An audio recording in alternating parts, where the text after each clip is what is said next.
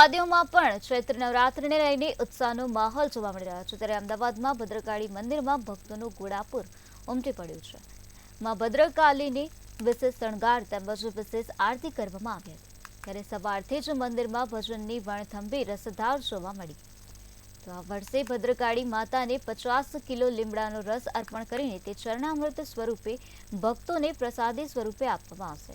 જ્યારે અષ્ટમી અને નવમીના દિવસે વિશેષ હવનનું પણ આયોજન કરવામાં આવ્યું છે। ચૈત્રી નવરાત્રિને લઈ 9 દિવસ સુધી ભક્તો માતાજીના દર્શનાર્થે આવશે।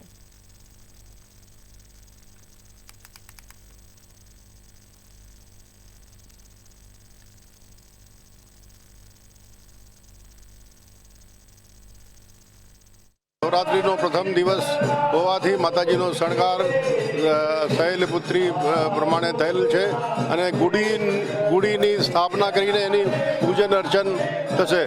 ગુડી જે છે એની પૂજન અર્ચન થશે, કારણ કે ગુડી એ સમૃદ્ધિનો પ્રતીક છે અને મહારાષ્ટ્રીયન પ્રથા પ્રમાણે ગુડીનું આજે સ્થાપના અને એની પૂજા અર્ચના થાય છે। કારણ કે આ ભદ્રકાળી માતાજી જે છે તેની પૂજા અર્ચના ગાયકવાડ રાજાએ કરાવેલી હતી, એટલા માટે પ્રમાણે એની પૂજા અર્ચના થાય છે। અને માતાજીની આ નવરાત્રિ ચૈત્ર મહિનાની છે। આ ચૈત્ર મહિનાની નવરાત્રિ એ ગુપ્ત નવરાત્રિ અને બીજી 2 ગુપ્ત નવરાત્રિ આવે, એક મા મહિના, એક અષાઢ મહિના અને એક આવે છે આસો મહિનાની।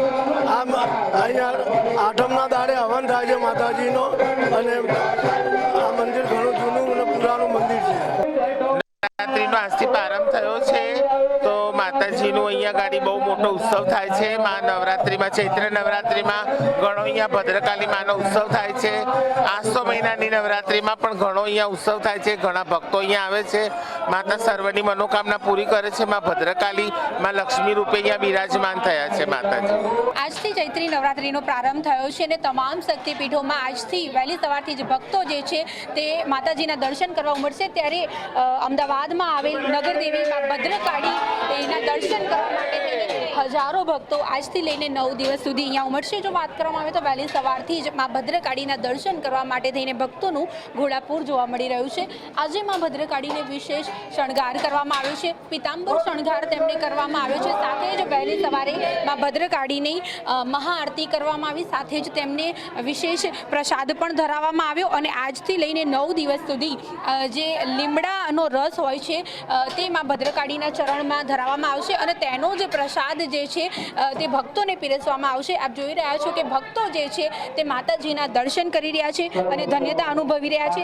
આજથી શરૂ થઈ રહેલી આજે નવરાત્રી જે છે તે શક્તિ આરાધના કરવાનું પર્વ છે અને આ ચૈત્રી નવરાત્રી જે છે તેમાં માતાજીના દર્શન કરવાનું વિશેષ મહત્વ હોય છે। ત્યારે ભક્તોની આ ભીડ જોઈ રહ્યા છો, નગરદેવીના દર્શન કરવા માટે થઈને ભક્તો જે છે તે ખાસ આજે આવતા હોય છે।